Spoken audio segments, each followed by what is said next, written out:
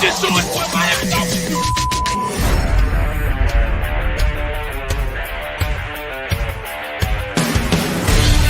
The pressure, he's in trouble. Loses the football. Touchdown! Got it! You have got to be kidding me. Jalen Waddle. It's a Dolphin touchdown. Throwing deep upfield on the near side. Man open. Touchdown! He's got a man. Touchdown! The run from Tua Tagovailoa. Touchdown! He's going deep. He's got it for a touchdown.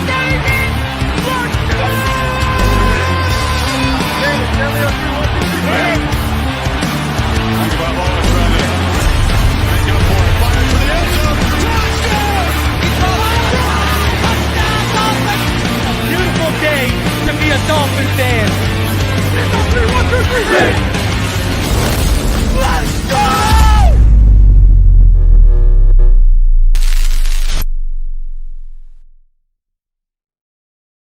You're listening to Fin Too Deep. Tua back to throw. Blitz coming. They get to him. No, he takes off running. And he's in. Touchdown, Miami. With the sixth pick in the 2021 NFL Draft, the Miami Dolphins select Jalen Waddle. Giving you unfiltered, informed, and controversial takes on the Miami Dolphins and the NFL Draft. Here's Reason and Neal. What is good, Fin Nation? What's good? It's your boy Reason, and we are back here for another one. Already 150 of you in the room. Please smash that like button on your way in. Subscribe if you're new. Before we jump into it here, guys, we got a lot going on. Tomorrow, I'm going to have Ryan Roberts and Dante Collinelli on the show, 8 o'clock, and we're going to be diving and dissecting the UDFA class and the draft class a little bit further. On Tuesday, what have I been doing with a pinched nerve? Well, I'll tell you what I've been doing. I wrote a 1,750-word write-up on Cam Smith, and I've got about 8 minutes worth of all 22 of Cam Smith that I chopped up. So your boy's been working, and we're going to be doing our prospect profile for Cam Smith on Tuesday. On Wednesday, be back here with the finish line with Richmond Webb and Mr. Ballgame. And then on Thursday, me and Neil will be doing it all over again for another episode of Fin Too Deep. So prepare including today, next 5 days, we're live on this channel. So Neil, the people, they missed you on draft night. Brother, I had all my I don't know if you, because I know the power was out. Brother, I had all these little fancy, I had these fancy designs done for us, eh? We were looking all fancy up here, waiting for you to come up. You weren't able to come up. You had stuff going on. People want to hear your thoughts, bro. So let's, how are you doing? But on top of that, give people just your lightly veiled thoughts of the draft before I start picking your brain on the draft and players specifically. Give me your thoughts on draft night, because it's been now officially a week since the draft ended. Yeah, man. I think it's one of those things. We knew we were limited with picks. I was a little surprised we weren't able to acquire more picks, but with the picks we got, especially the second or third round, I came away very excited about what we walked away with, right? Like, I think what we do as fans, and I'm guilty of this, so I'm speaking for myself, I get stuck on a position and I get stuck on players. So when the Dolphins are on the clock and you hear a name and it's not the player or the position you want, like, your first sense is like, what the hell are they doing? But like, then you think about it and you think really deeply. So, you say Cam Smith, you just did a lot of work on him. I did a little bit of work on him last week myself. And the NFL comp that I drew for him was AJ Terrell for the Falcons. I think he's actually probably a better tackler on the defense, but I think his coverage and just the way he plays the game reminds me of that. And look, I think Xavier Howard's going to have a bounce back year. I think we both do, Reason, but you can never have too many good corners. And if Xavier Howard doesn't have a big bounce back year, you'd hate to say, well, God, I would like to take one of those corners in a very talented draft. You know what I mean? So I think, when you think about what this does, I have to imagine that was Vic Fangio being like, that's a guy that I want. And it's a thing that will pay dividends immediately, but it will also help us in the future. I think you look at our cornerback room right now, and it's as deep and as top heavy as any team in the league. And then Devin Achane, I know you're a big fan. He was number 37 on my board overall. I saw some nonsense from Daniel Jeremiah that he's worried about the work volume. And I don't see that at all. I think that he's a bell cow every down back. That I know that, Reason, one thing you put out there was the work done. I can definitely see some of that work done to him. I just think he's actually tougher than most people give him credit for. We're all on Dalvin watch. I still think Dalvin Cook's a real possibility, but to have a guy like Devin Achane, and I think it's Achane is how I heard the word is pronounced correctly. But I mean, you get those two picks, Reason, and I'm excited. And then you get a guy that you're converting into a tight end in Elijah Higgins. A lot of the traits are comparable to Darren Waller. Well, it's kind of a lottery ticket. I think that's the best case scenario. But I like the Dolphins for trying there. I think it's pretty unique. So I mean, I gave them myself a B+ for what they had. It's probably a B+ range draft for them. So I think we added two guys that contribute and make us better. Yeah. I ended up giving them a B+ for their draft class, a C+ for the UDFA class. It brought it to like a B- overall, or whatever the case may be. Now, me, I don't like doing comps, right? The work done comp was Kevin Dern's comp, and I just co-signed it, right? I'm not a fan of comps because automatically fans think that that's what that player is without understanding that no, people are making those comps that's the kid's ceiling. If he's coached properly, his ceiling is similar to that player's ceiling. People that gets, so I stay away from comps. I hear you. You know what I mean? So, but with Cam Smith, man, you just look at the length, you look at the physicality, man, you look at how good he is in run support. You look at all the things he does, and I'm telling you, man, they got a really good player here. They drafted for the future. They drafted for now and the future. And like I said in my report, and like I'll say here, good GMs and good teams do that. Right. And I can't knock them when you look at, you don't know what Needham is returning from that injury. Okay. Trill, you don't know what he is returning from his injury. And there's also rumblings they might play him a little bit at safety. Okay. You look on top of that, right? And also Needham, he could be gone next year too, even if he does play well because of the contract situation. Your deal, yeah. Noah Benogany, he might not even make the roster. Keon Cross and Justin Bethel, perfect world. They're contributing on special teams. They're not contributing major snaps back there in the secondary. So when you look at the need for Cam Smith right now, it makes a lot of sense when you look at, X might not even be here next year, depending on how we do and how willing he is to play ball financially, because it's going to be his turn. They say 19 million, but it's going to be his turn to play ball financially after we already played ball financially with him right after we read him up. Now it's going to be your turn to play for us. And if he doesn't, c'est la vie, you got Cam Smith. So I think, when you look at the talent, you know what I kept saying, and you know what we kept hearing. They loved Matthew Bergeron. Okay. I felt it in my gut when Bergeron went off the board. That was the last offensive lineman I think had a chance. That was the only guy I think could have given Cam Smith the run for his money at 51 was Bergeron. And I still think they would have taken Cam Smith based off Fangio's history of getting high draft picks in his first year when he comes to a new team defensively. And number two, I think they still would have rated Cam Smith a little bit higher than Bergeron on their board. But Bergeron, I think, would have been the last offense, because after that, you saw the drop-off, the things that I heard about DeJuan Jones. Where did he end up going? You know what I mean? You saw the drop-off in the offensive lineman. Avila was gone. All the guys me and you had talked about that were worth going at 51 were off the freaking board, right? Even the one we heard. So I was like, okay, it was clearly a BPA pick. And, I got to get your opinion on this, Neal, because listen, what's really tapped my ass, bro, what's really pissed me off, Neal, is you got people in this community, whether it be on Twitter, Facebook, YouTube, whatever, spaces, panels, okay, whatever, overreacting, okay, because they didn't get their endorphin feed because the guy or position they wanted to be drafted at 51 wasn't taken. They went off the board. Man, I wish you would have been up here because, we were the ones telling everyone, yo, this is a good player. This is a good pick. While everyone else was freaking out. And here's my issue, because I've even seen people who claim they're draft pundits in this community, and they've gone the same way. The amount of people I've seen it was very ninja. No, but check this out. because me and you are people don't know how long we've been talking about the draft and how long we've been talking about how long me and you have been watching the draft and all. We're already talking about next year. Yeah. We're already talking about next year. But people really don't understand how much we really love the draft in terms of our private conversations, Neal. So so I'm sitting here and you look at all these people, and this is my general assessment. These people wanted us to reach for need as opposed to BPA. And there's some people out here that, worked for draft sites and they're in this community and they would have preferred we reached for need than taking BPA. And my issue with that, Neal, is especially if you have worked for draft sites, brother, when you reach for need, that's when you get busts.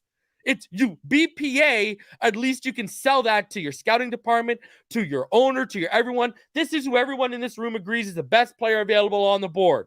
But when you reach down, let's use Cam Smith. Let's say he's a 32nd player on our board, okay? But let's say the next lineman is 63rd. We're going to draft the 63rd guy on our board as opposed to the 32nd because of need.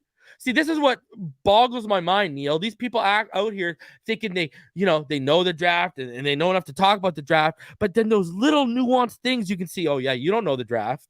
Because I don't know how you feel about this, but you got these people just flipping out because we didn't reach on need and we took BPA. In what world does that make sense, Neal? Please tell me.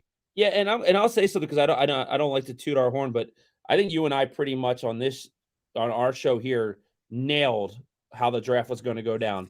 We said that cornerback was going to be something they were going to look at. We said that Jahmyr Gibbs and Steve Avila, there was no chance they were going to be there. We said Jack Campbell wasn't going to be there. We said Sam Laporta might get there, but we were pretty spot on a lot of the things that we thought were going to happen. Bad teams draft off of need. That's just the way it works. Good teams take the best player. Yep. The Patriots, the Colts when they were with Peyton Manning, what the Baltimore Ravens have done, what the Eagles just did, and again, padded to have the best draft ever. You take the best player on the board and you let everything else work itself out. As fans, a lot of those people that are upset overvalue some of the people that we have on our roster. You kind of just went through it. What I see is that the Miami Dolphins, by adding Jalen Ramsey and Cam Smith, said, you know what? Holy shit, our secondary wasn't good last year. That's what held us back in their minds.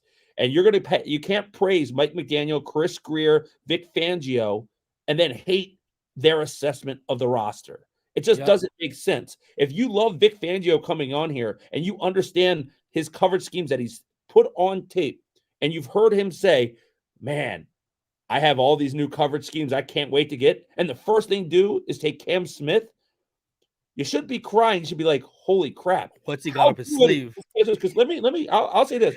The first mock draft I did on this draft, I always do it right before college season kick off. I had Cam Smith going number 18 to the Baltimore Ravens. That tells me two things, right?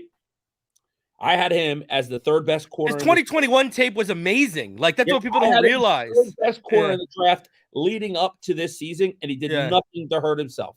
That's hard to do. I had him going to a great franchise that values cornerbacks maybe and evaluates corners as well as any team in football for a reason. Because you know why? Because he's not just a cover guy. Like you said, this guy is going to come up when there's a ball to a running back in the flat and let that MFer know who he is. He plays with a swagger. This is the type of guy that when we say we need people like Christian Wilkins that are leaders that live, breathe, and die football, if you haven't watched Cam Smith, just don't even talk about it, because everything this guy does, look what South Carolina's coaches are saying. And I know that people do that, but there's coaches saying he's the best player I've ever coached. Like, you don't hear that all the time. Cam Smith's going to be a really, really good player. He was number 25 overall on my board. The reason I didn't talk about him much for Miami, I had him going in my final draft to Jacksonville. I had no thought in my mind that he'd be around.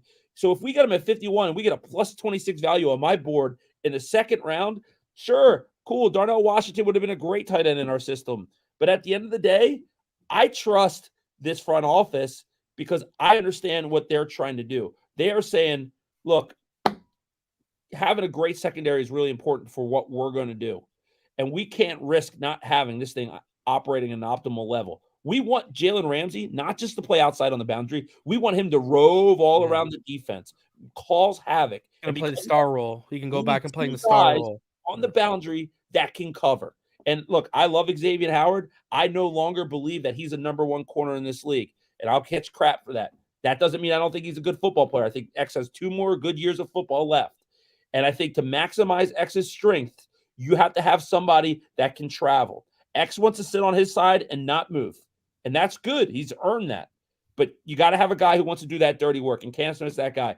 If you don't like the Cam Smith pick because they didn't take Darnell Washington, that's just not how the draft works. Just don't watch the draft. Like, that's not how it's going to go. Every year you're going to be disappointed. I can tell you, when the Dolphins in their franchise history have drafted based off of need, it backfires more than it helps. I'm naming Jason Allen. I'm naming Eddie Moore. I'm naming Liam Eichenberg. I am telling you, that's where you get Austin Jackson. Noah, I've seen people compare him to Noah Igbenogany. That tells you haven't watched him. Noah looks like a deer in headlights, right? Go put on the van. I keep telling people, go put on the Florida Gators Auburn tape. Don't give me this Devontae Smith LSU lockdown. Go look at what Van Jefferson did to Noah Igbenogany in that final year. Noah took like 5 or 6 calls because he couldn't keep up with Van. Was turning him inside out from every direction, bro. Every direction. And I looked at that and I'm like, bro, we're not talking like Jalen Waddle. We're talking about Van Jefferson here. You look at Cam Smith. Come on. Cam Smith, with the way they've moved him and used him, and the physicality, and bro, the motor and the energy that guy brings to the field, man. Like, you see him when he makes a play, his whole team rallies around him. Like, you look at that pick off DJU, right? And he's running with his arms out, and the whole team's running with them. Like, DJU, he was in his nightmares. And then you go, I don't know, bro. And you go look at Cam Smith, right? I believe, was it the 2022 Tennessee game where he had like 10 tackles? He was just all over the field, bro. Like, he was just everywhere. And it was just so impressive to watch. No, it was what was it? It was Missouri. In 2022, he had a 7 tackle game against Tennessee, but in 2021 against Missouri, he had 10 tackles, and he had 10 tackles and an interception. 9 of those were solo. Like, and you put on that film and you're sitting there watching this kid and you're like, my God, like, this kid is a dog, bro. Like, and that's what pisses me off too. You said it. A lot of these people hadn't even watched a lick of this kid, yet they're passing judgment, not knowing what we actually got at 51. Like, I mean, this kid, you watch him, you can see on film why some of these coaches in South Carolina say he's probably the best player they coach. And another thing, I've seen people trying to say, oh, well, they only drafted him because he played with Chris Greer's son. And I say to those people, you got it all misguided and misdirected. Chris Grier is trusting that coaching staff with his son's career. Okay, he's entrusting them with his son's career. Do you know the relationship and the bond he must have with that staff and how in he must be because he's allowing them to coach his son? And he's already a bigwig in the NFL, connected to all these scouting departments, all these different teams. Bro, people got to look at it this way. The intel, he probably got more intel than any GM out there from that coaching staff due to his son being there. They need to stop looking at the son being the connection and look at it from a parent, right? If your son was being coached at South Carolina, Neal, you wouldn't be asking your son about other players. You would already be in with that coaching staff because you would be entrusting your kid's future to that staff. So you'd want to know the people really well, especially if you were a GM in the NFL. This is your business. Yeah, look, if you think that Chris Grier is going to risk his career based off a recommendation of his son, that's just not how football works, guys. No. This isn't Madden. This isn't how it works. Chris Grier is a professional. Whether you like his draft picks or not one person can really honestly think that's how it's going to go. But back to Cam Smith, reason because I think something that blew my mind. He was the highest graded cover corner in the SEC last year, right? And the last time I checked, that means Alabama's in the SEC, Georgia, LSU, Auburn, Tennessee. I love Keely Ringo. I know that the best cornerback in next year's draft is going to be Kool-Aid McKinstry. I know how good the SEC is. It is a receiving, heaven. The receivers that are in the freaking SEC are amazing. And for him to be the number one rated cover corner coming out, that speaks volumes. And Reason, you nailed something. to stick to the board and not reach for offensive line.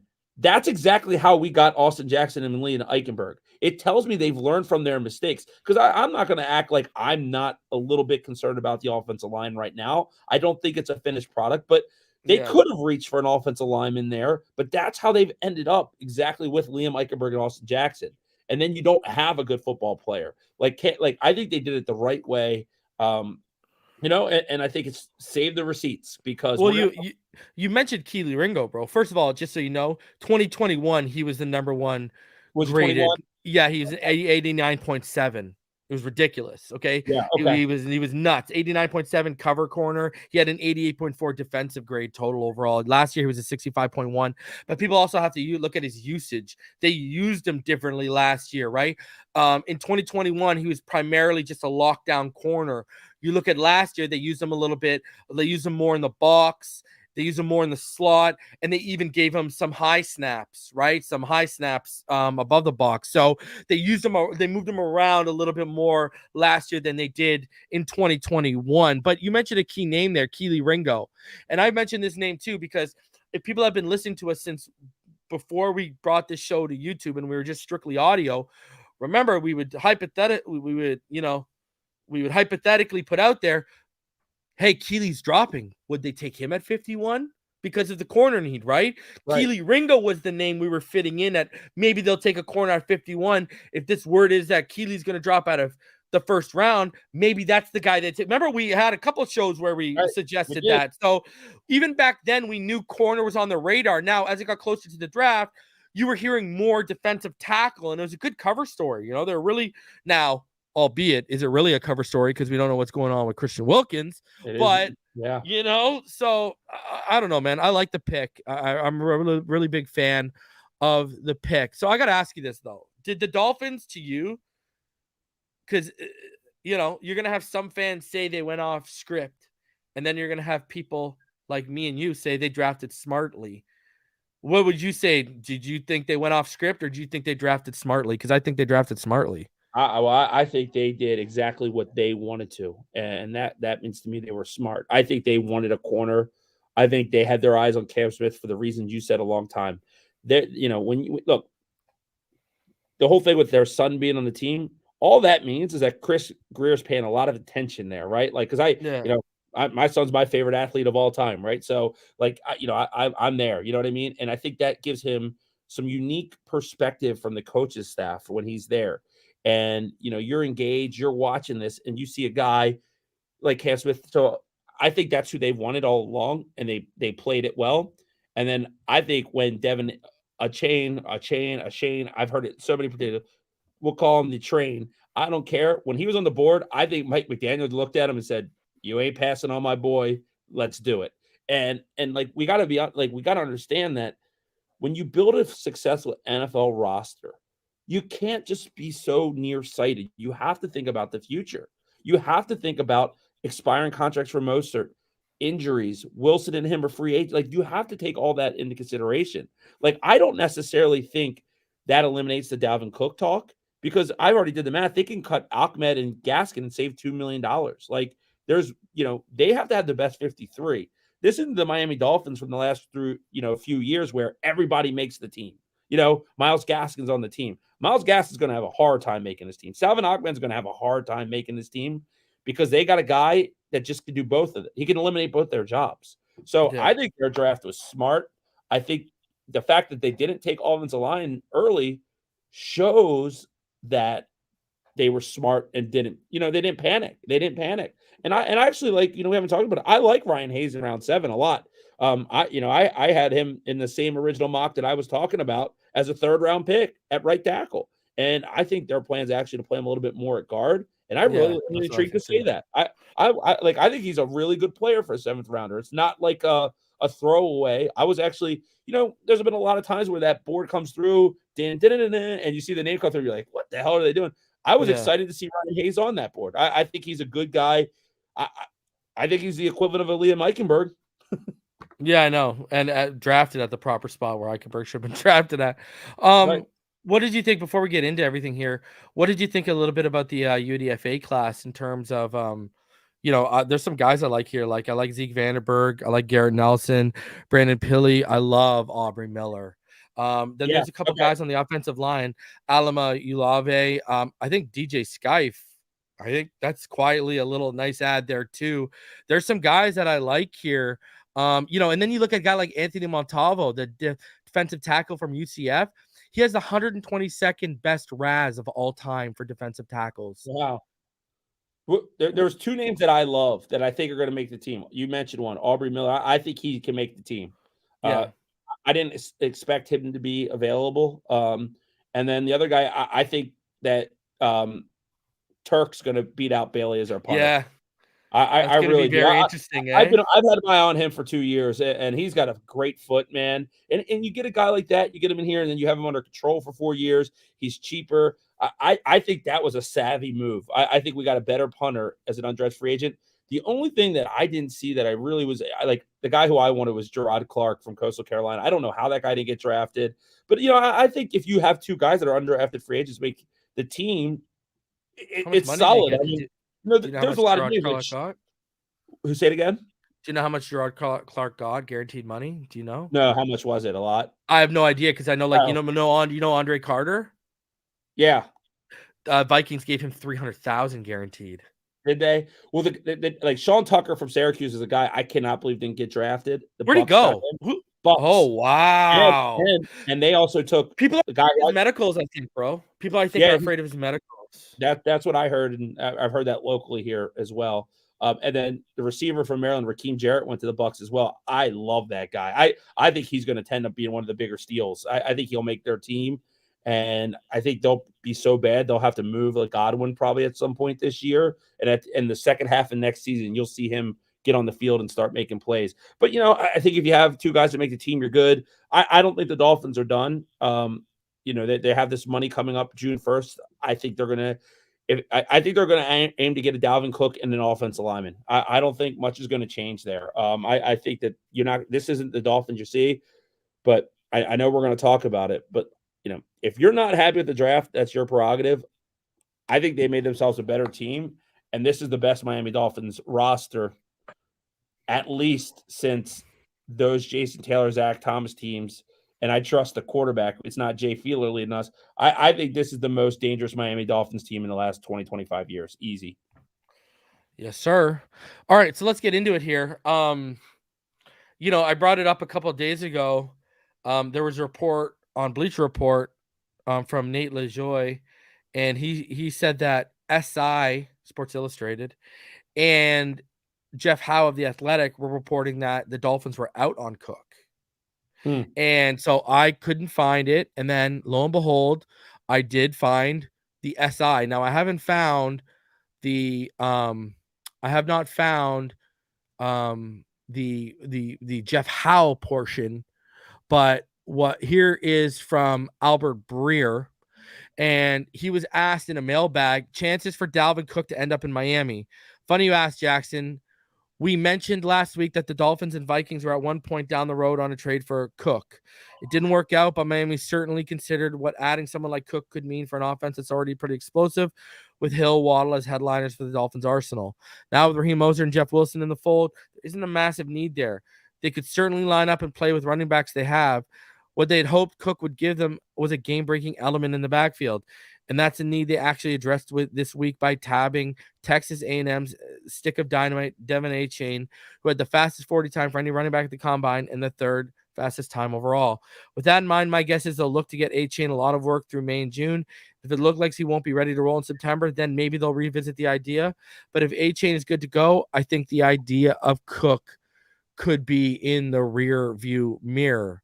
So, the question now is, did Achane cook Dalvin's chances of coming to Miami? And where I'm sitting at here is I put it at 40%. And the reason why it's not at 10% or 5% is because of what I've heard privately for so long about how willing Dalvin is to play ball financially with us, and and how much he wants to come home. Now, if he's willing to play ball financially and he really wants to come play at home and he gets cut, we're going to find out how true that is, okay? Because I've said this before. If he's willing to take $5, $6, $7 million a year over a 2-year deal, you do that. You lock it up, guarantee whatever you got to guarantee out of that. You lock it up, okay? And we'll see, because it all comes down to we're not trading for him, and anything that's going to happen, whether it's going to happen after June 1st for Minnesota. So what are your thoughts on what Albert Breer said there? Apparently Jeff Howe has reported that he's hearing we're potentially out too. I have yet to find that one. Yeah, no, I think that the Dolphins are going to be patient, and they're going to make Minnesota release him, and then they'll sign him. That's what I think. I think the player wants to be here, and the agent is highlighting that in a lot of conversations. I think the Dolphins are staying firm, because I've heard the Dolphins don't want to trade a lot of their picks. They want to have more picks next draft, and they're trying to add to that, not lose them. So I don't think the Dolphins are going to make a trade. Now, before the draft, I said it was 70% that I thought Dalvin Cook would be a Dolphin. I don't think Miami was confident they were going to get Devin Achane there. I think that it gives them, it's a luxury, not a need at this point. And if he's cut, I think the Dolphins are going to be very interested. And I think they'll get a player-friendly deal, and it will make a lot of sense for both parties. If Minnesota keeps them because they just don't want to They drafted Dwayne McBride, eh? Yeah, and I like McBride. I just think it's going to be the Dolphins are being smart. They're not being desperate. They don't have to be desperate, because I will say this. I think that if we do not acquire Dalvin Cook, Devin Achane is going to be the starting running back in this team probably at the quarter point of the season. That's how good I think he is. I think the talent itself will change the narrative. I think when you see this guy catching balls out of the backfield, you know what? Actually, man, I'm going to give you I know you don't like comps, and from a size comparison, he's not this player. But the way he plays reminds me of Ray Rice a little bit, where he's kind of like, he's a little bit of a bowling ball. He's tough. He churns yard after contact. He's a good pass catcher. I mean, Ray Rice never had that type of speed, but like Achane does not go down easy, man. Honestly, this won't be popular. If I'm Miami, I don't know if I'd even, based on how Achane plays leading up to June 1st, I don't even know if I need a Dalvin Cook at this point. You know what I mean? Like, can you go out there and get me a high quality left guard? Right? That's the question. I'd rather have a high quality left guard at this point than Dalvin Cook. That's just me. I think Dalvin Cook's a brilliant football player. I think he's a great runner. But if you could go get me a high quality left guard and secure this offensive line, or a high quality right tackle and secure this offensive line, I 100% would take that over Dalvin Cook. I don't know about you, Reason. I just think that the only thing, but you could add Cam Fleming and like Dalton Reisner for like under $10 million between the two of them. Would it really even hurt your chances of getting Cook? No, because I think, like I said, I think if you get Dalvin Cook, you know that you're going to cut Ahmed and Gaskin, and that will cover themselves. You know, that would cover Cameron Fleming. I'd like to see them sign Cameron Fleming. That would make me feel a lot better. I like Cameron Fleming a lot, actually.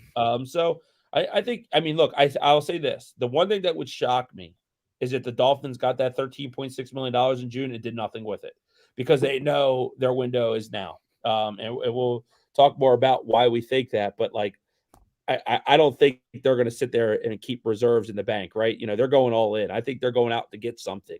And they're loaded at receiver. I think their defense is absolutely loaded.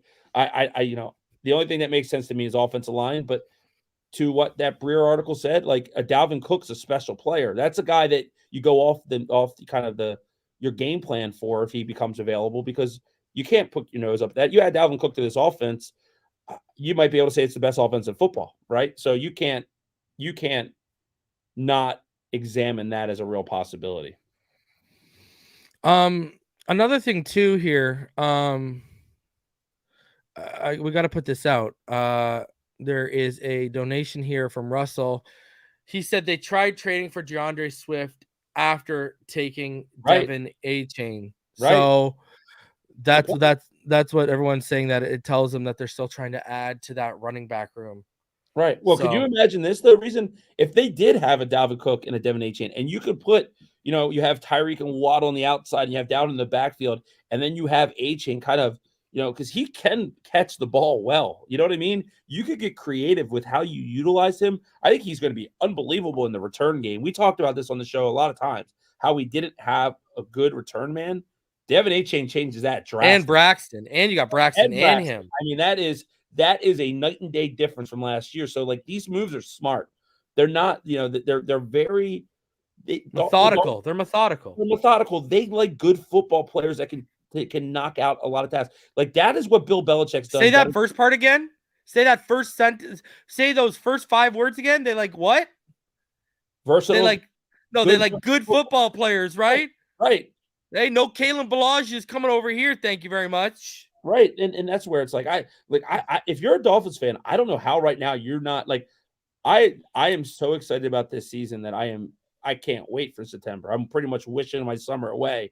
I can't wait because I'm so excited for this football team. I've heard a little bit of rumblings that we could potentially get that first Thursday game against the Chiefs, and I want that game because I think that's what this Dolphin team could go out on a Thursday night in a game opener and go beat the Chiefs, and then everyone in the league will be like, "Yep." I don't think we need to catch them sleeping. I think we could punch them in the mouth and they could. Well, Tyreek's gonna put up like 200 yards and a couple tubs that game. Well, could you imagine that reason if we had the opener on a Thursday and we took it to the Kansas City Chiefs in Arrowhead? How excited this fan base would be, because I think like you and I wouldn't be that surprised, but I do think a lot of this fan base would be surprised. I'm not. I think the Dolphins can go toe-to-toe with anyone in football. So let's talk about that. They can go toe-to-toe with anyone in football. Like that segue? Perfect segue, bro. All right. So I was doing some thinking when I decided one of the topics of our show, right? Because we were originally going to go live on Thursday, and then Neal, happy anniversary to him and his beautiful wife. They celebrated that. So that's why we're doing it on Sunday. So one of the things I said, based off another topic we're going to talk about after this, I said to myself, where would I rank the Dolphins on paper after the draft amongst the NFL? And I kept coming to the same conclusion, Neal. And the conclusion I kept coming to was 4th or 5th. So let me explain. The top 3 teams to me right now, put them any order you want, I don't care. The Bengals, the Chiefs, and the Eagles, okay? And I'm giving them that edge because these teams have playoff experience over the last couple of years, okay? Especially the Chiefs. So the Chiefs would be number 1 for me, okay? Then probably the Eagles number 2 and the Bengals number 3. And then why I keep saying we're 4th or 5th is because I keep looking at that 4th spot and San Francisco keeps coming the other team that's vying for that spot, but I keep coming back to San Francisco. It all depends on who their quarterback is. If it's Sam Darnold, to be honest with you, I'm not crapping on the Sam Darnold thing yet because I know Kyle Shanahan's a real big fan of him, and we've seen the things that have happened. You know what I mean? We saw the late emergence of a guy named Alex Smith when everyone thought he was a bust. So I'm holding my reservation to see what Kyle can do with Sam Darnold. But, if I keep coming back to this, if San Fran doesn't have that quarterback situation figured out, I think we're the 4th best team in football. If they do have the quarterback situation figured out, I think we're the 5th best team in football. And that's just off paper. Heading into the regular season, we haven't even seen a snap yet.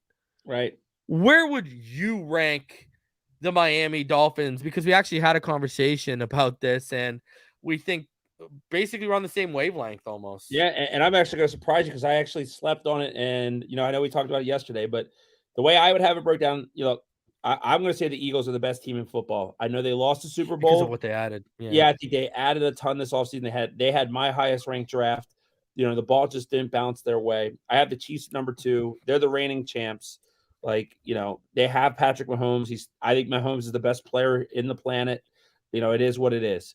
I actually had the 49ers at 3 because I do think overall their roster is amazing and their coaching staff's amazing. And, whether it's Brock Purdy, Trey Lance, I think they'll get enough from the quarterbacks. I told you I'd put the Bengals over us, but I just can't do it. I don't think the Bengals are better than the Dolphins. I think they lost both their starting safeties. I know they added Orlando Brown Jr. at left tackle, and that makes them a little bit better on the offensive line. But I just think we added Jalen Ramsey. That means we can cover Jamar Chase and T. Higgins. They're not, it's not X against those two. We can kind of match up with them. And I believe so much in Bradley Chubb and Jalen Phillips having good years this year, and Vic Fangio. I can't put the Bengals above us. And, maybe I'm a homer and I'll be eating crow, but I have the Miami Dolphins at 4. And you know what? I have the Buffalo Bills at 5. And you hear what? I have the Baltimore Ravens at 6. and I have the Bengals at 7. But hold on. So the Bengals lose 2 safeties and drop, but they lose their defensive coordinator and Tremaine Edmonds, and they don't drop. Oh no, they're there. I mean, look, here's the thing about the Bengals. I would say the Bengals have a better defense right now than the Buffalo Bills. You know what though, man? I just can't get like some franchises are just losers, and I know but they've been winning more than the Bills us. are. But so I watched that Bengals team at full strength only beat a Baltimore Ravens team with Tyler Huntley because the quarterback fumbled the 1-yard line and Sam Hubbard picked it up and ran 98 yards. For some reason, Joe Burrow does not play well against Baltimore when they're healthy and they have Lamar Jackson. I just think the Bengals, they have the probably best passing attack in the league, but I don't believe, and I think that they had a good draft in terms of acquiring players like Miles Murphy. They took the corner DJ Turner in the second round. But man, I just don't believe in the Bengals. I don't know why. I think they're going to take a step back. I don't like Zach Taylor as a head coach. I just don't believe him. And I know that there's Bengal fans that are going to be coming after me talking trash, and so be it. I just think that I don't believe in them, and I might be an idiot and eat crow, and they might be playing the Eagles in the Super Bowl next year. But out of all those teams I mentioned, and if we had one playoff game right now, I'd play the Bengals before any of those other teams I mentioned. And I don't know, bro. I think we can beat the Bills easily. Oh, I think we can beat the Bills too. I definitely do. I just think the Bengals, man, for me, I think they're going to end up probably cutting Joe Mixon or yeah, they told him you got to take a pay cut or you're going. Basically, that's he doesn't seem like a pay cut kind of guy to me. He just doesn't. Who's their starting tight? Hayden Hurst was a clutch player for them last year. I don't even know who their starting tight end is anymore. He went to. They brought back Drew Sample, didn't they? Yeah, and so I mean, and look, they have probably, if anyone fights the Dolphins for the best receiving core in football, it's them. But I don't know, man. I just don't. I think Miles. They got Irv Smith. They brought in Irv Smith. Yeah, and he chose them over Miami too. Yeah, but we'll see. I mean, for me, the Dolphins are the second best team in the AFC. They're going to have to go out and prove it. I'm a Dolphins fan, so I'm going to give them the benefit of the doubt. The only thing that concerns me about the Miami Dolphins right now is getting one more quality offensive line. Dalton Risner makes me feel really good at left guard. Yeah. You know what I mean? That's the Cam Fleming. Cam Fleming makes me feel good. Makes me feel really good at right tackle. And I do think they'll be better in the system. And that's why, just to go back on it real quick, that's why I think a Dalvin Cook's such a special type of player, because he makes your line better. Yeah. I don't think Mostert and I don't think Jeff Wilson are creators. They'll get what's available to them, what's in front of them, but they're not going to make more than what's available, right? Devin Achane can do that. We've seen it in the NFL from Dalvin Cook. That's where I think that you're looking for a guy like that, someone that can make someone miss and go 50 yards. But man, if you hear this show and you put this out there, I come off as the biggest Dolphin homer there is. So be it. I just really like what they've done the last 2 years to build this roster. I believe in them, and I believe 425 of you in the room right now. All right, so let's go into this then. Smash that like button, guys. Subscribe for new. Let's we'll play the clip and then we'll put the picture up there just so everyone has it while we talk about it. So let's play this clip because the Tua disrespect, Neal. It's outrageous. It's unbelievable. It's just and it's even unbelievable from the fact of now Lawrence is catching strays. Anyways, let's check this out. This is Kyle Brandt and the little segment. You guys, I'll just tee you up. Yeah. Look at him. Look at the look on his face. Scripture. These not up at the front there. He's like, "What is this?" In my basement messing around. Which quarterback do you think I misranked? Who wants to go first? Oh, we're gonna do whiteboards. Do we? Oh, look, we get the magic. We don't just say it. I think the first one is what misranked. Who is misranked here? Who are you like? What are you doing with this one? Misranked. What was very visually jarring for me was not only seeing Jimmy Garoppolo on his own, but having Tua Tagovailoa be below him, and that. Right. Was not prepared to have such a visceral reaction that I did to Tua being considered less than Jimmy Garoppolo, and I think Tua Tagovailoa is straight up misranked on this list. So Tua. Yeah, and I would agree with you. I'm going to say Tua, but I'm also going to add in Trevor Lawrence. He really took off towards the back end of last season. And both of these two guys, Tua and Trevor Lawrence, led their team to the playoffs. So I think that alone, I would bump them up a tier, and I would have their beautiful smiles right next to Jimmy Garoppolo. So Tua, Trevor Lawrence, I'm bumping them up more. Yeah. Okay. All right. So he's already getting called out on this absolute nonsense. For everyone that wants to see the actual ranking, here it is for all y'all. I mean, come on, Neal. I might have to take a hit of my vape here because I'm getting fuming. This is just Watson and Howard Deshaun Watson and Russell Wilson over Tua and Lawrence as well. This is ridiculous. I mean, you know how bad Matt Ryan was last year, and he's on the same level as Tua? Tua's in the MVP conversation right here. Tua should be on, if you want the honest opinion, Tua and Herbert and Lawrence should be on tier 3, while Jackson and Rodgers should be on tier 4. Russell and Watson should be on tier 5, and Jimmy G should be on tier 6 with the rest of them and let the rest fall. But Herbert, Tua, and Lawrence should be tier 3 right now. Am I wrong? Dude, this is either scripted to get feedback, or they have to take a hard look at the talent they have representing their station. Like Kyle Brandt makes $1 million. Where's he from? Someone tell me where this guy's from. Where did this guy come from? Who's Kyle Brandt? He was on the MTV Real World. That's all I really knew about him. I know he's a huge Bills fan. Who's this guy? But like for one, like he makes $1 million salary a year, guys. Like for what? Right. This is, I mean, if you look at this, and I agree, I think Pat Mahomes is on a tier of his own. I think at number 2, like that is very fair. Joe Burrow and Josh Allen. So you get to number 3. Well, you get to 3. I can see why everyone is on the Aaron Rodgers train. He's, the MVP 2 years ago. He also didn't lead a very talented Packers to the playoffs in the easy NFC division that he's in with the Lions, Vikings, and Bears. But you could give it to Aaron Rodgers. I know that Herbert's the NFL darling, and Lamar Jackson played awful before he got hurt last year. But it is what it was. When you get to tier 4, for example, Russell Wilson. The tape that he put on last year makes him one of the worst additions in modern day NFL history. How bad he played there. And he has weapons. And he had a decent line. Russell Wilson was atrocious. Deshaun Watson looked rusty. It was awful. He was awful last year. Jimmy Garoppolo is the reason the 49ers did not win a Super Bowl with a Pro Bowl littered defense and George Kittle, Deebo Samuel, Brandon Ayuk, Chris. The reason they haven't won a Super Bowl is because of Jimmy Garoppolo, because he's so mid. It's crazy. I actually think Jason McCourty nailed it.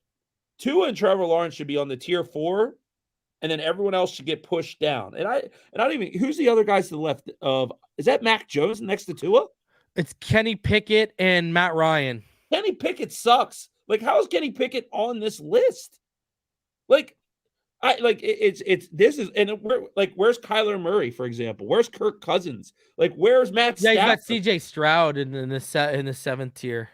I mean, this is like the worst list I've ever seen, actually. I would say, like, to put 2 on the same level as Kenny Pickett is just it's listen, I'm just going off tape last year. If you're going off tape last year, Mahomes can go 1, Burrow and Allen can go 2, and then your level 3 would be Tua, Lawrence, and Herbert, and then everyone would get pushed down. Rodgers and Jackson would be 4, Watson and Wilson could go 5, and then you got 6, and so on and so forth. But off tape last year, Tua and Lawrence were better than Rodgers and Lamar Jackson, and Tua was better than Herbert off tape last year. So I don't know what to tell y'all. It doesn't even like that. It's like that doesn't even matter. Like, the national media is going to give it to Herbert over Tua, and they could do that. But like these other names, this is just. Kenny Pickett to be on the same level as Matt Ryan. Matt Ryan was awful as the so bad. But you know what? I love this. You know why I love this reason? Because we all know how hard Tua is working, and if you don't think Tua knows this shit's being said about him, this is the kind of stuff that motivates human beings, right? Is when you see this kind of stuff. And if you don't think the players see this, and, I just think this is reckless. I think Kyle Brandt, I don't know if, again, he's being fed a script. I don't know if this is his opinion. If this is what he thinks about the quarterbacks in football, I can't watch that Should show. be on TV. I just can't watch that show. My life. I can't give an hour of my day to something that is that uninformed. It just doesn't make sense. Everyone in the chat is saying he was on Days of Our Lives, apparently. Yeah, I mean, I know he's on The Real World. I saw him. It is what it is. And I'm not going to get personal. It is what it is. That's what he gets paid to do. I would take any bet. We got a shot, buddy. We got a shot. Hey, Good Morning Football. Here we come. It's okay. It was only AFC because I was wondering where Jalen Hurts and stuff was. It was an AFC quarterback. Yeah, it's AFC quarterback. But with that said, still, I mean, it doesn't change much for me. Tua's obviously on tier 4. Jimmy Garoppolo, I would have been upset if Jimmy Garoppolo was my freaking backup at this point. It's unbelievable. But you know what? I love that the Dolphins have the roster they have, the coaching staff they have, and this type of expectation on them because these are the most dangerous teams in football. Because according to Kyle Brandt, there is no expectation, right? Go watch that video that Louis Riddick put out there because I like Louis Riddick. I respect Louis Riddick's opinion. He knows how good this roster is. Knight says Brandt's a Bills fan who's terrified of Tua. Right, and his team almost lost to Skylar Thompson at home in a playoff game, and they've choked every year. It is what it is. This is the kind of stuff. Hey man, I miss football season because there's a lot of rivalries going on in that division now, and we're only a few months away from the time from talking to be over. This is all off-season fodder. It doesn't mean anything. Rankings don't mean anything. The answers are That's always. why I've seen these people doing QB tiers over the last couple of weeks, and it's like, why? Why are we doing QB tiers in front? I've seen people doing them since like March. Like, what are we doing QB tiers for in March? You know what I mean? And in April and even May right now. I mean, and this guy's you can't even put those, Stroud and Richardson in it. Even if you want to put them in the bottom tier, you can't even put them in a tier yet because you haven't seen them play. Well, look, and if I was a Jacksonville fan, I'd be just as pissed off as I am as a Tua fan because Trevor Lawrence was awesome at the end of last year. And I think if you look at the top 10 quarterbacks in football, I think it's clear who the players are. It's the rankings that might be different. But you have Pat Mahomes, you have Josh Allen and Joe Burrow, you have you probably have Justin Herbert. I'll give Herbert his due there. Jalen Hurts is there. There's 5. Yeah. I think it's Tua and Trevor Lawrence at 7. Lamar Jackson puts you at 8. I mean, man, after that, who am I missing? Those are the 8 guys that I think are the best 8 quarterbacks in football in whatever order you have. Kenny Pickett wouldn't be in my top 20 list. So it is what it is, man. I don't really care. I think it's motivating, and I think that. Hey Neil, do you realize what's on Thursday when we go live next? Schedule release? Yes, sir. What time? Is that at 8:00? Does it kick off? It usually kicks off around 7 or 8 o'clock. Okay. So we'll go live for that. Yeah, that'd be cool. All right. So we'll be live on Thursday, everyone, for the schedule release, just so you know. So that'll be a good one. Because then, in a couple months when we do our big panel, everyone gets to do their when we do our predictions, right? So yeah. Oh, I like the schedule because I'm going to book travel. Like I'm going to 2 games at home. I'm doing the Jets game in New York this year for sure, and then I'm doing 2 travel games as well. So I'm doing 5 games this year that I'll be at. I'm pumped, man. Like and I don't know what road games yet. You know what I mean? I just don't know yet. So I have to see, time, all that stuff. But I can't wait. So I think it starts at 8:00 on Thursday. We should probably try to go live when they go live. So we will. Yeah, I do it every year. It's just our show is lining up with it this year. So, we'll go live for it. No problem. Any quick final thoughts before we get out of here? No, man. I think hey, it's nothing but green grass ahead of us now. I mean, we got a long time till September. I mean, now it's starting to look at this roster. I mean, I haven't tried yet. I know right now to come up with 53 men that make this team, you're going to be cutting some really good football players, and that has not always been the case. I mean, look at that cornerback room. You're going to cut 2 good corners. True Williams, I know he's got a lot of fans. He might not make this team. This team is loaded in the secondary. I mean, it is loaded. It's going to be really, really interested. I think the things I want to see, Reason, are how do the picks from last year, Eric Uzakama and Shannon Tindall, develop? Those are huge, huge components of this team to me because we can't have, we need to have some young blood in there. We've made great moves. We've been savvy. Jalen Ramsey's a beast. I mean, we've made good moves, but you need to supplement that with good people you drafted that you're developing. It's not about what you do as a rookie in year one all the time. It's about the jump from year one to year two. So if those guys take a jump, that's huge for us, especially Channing Tindall in that linebacker room to me. Receiver, I mean, I'm with you. I think Braxton Berrios is going to be so good in this offense. I mean, I think between those top three guys we have, it's going to be, it's going to be hard for anybody else to get a lot of passes, and I hope they make the most of them. But that's what I want to see. I just want to see that. And the one thing I'll say is, I guess I saw Eric Saubert for the first time, dude. That dude is jacked. I did not know what he looked like. He's got like the 24-inch pythons like Hulk Hogan did back in 1989 going for him, man. He looked good. So, but no. You know what he looks like? He looks like a little bit more of an athletic version of Durham Smythe. Right. That's what he looks like he's going to be. You know what I mean? And I'll just, the last thing I'll say about the tight end room, because I think it was something that you and I both wanted. I want a great tight end, but honestly, I don't know how much we need it. I really don't. Like, in what we do, we have so many ways to manufacture plays. Like, I think this is about getting the running game to complement the passing game. And the better job we do at that, the more dangerous this team will be. But I can't wait. I mean, we had a receiving tight end last year. And look, there's still not a lot of tight end targets to go around. And then you look at Darnell Washington. Clearly, the medicals were really bad on his knee and his ankle. And when you got a guy that size and lumber runs the way he does, it clearly scared everyone. And multiple teams passed on him multiple times. So it is what it is, man. Okay, guys, we're going to get out of here. I'm going to be back tomorrow with 8 p.m. tomorrow night. Me, Ryan Roberts, Dante Colinelli break down the draft class and the UDFA class a little bit more. And then on Tuesday, I'll be live. We'll go over all the latest news notes, and I'll be doing my prospect profile for Cam Smith, over 8 minutes worth of all 22 for your viewing pleasure in that.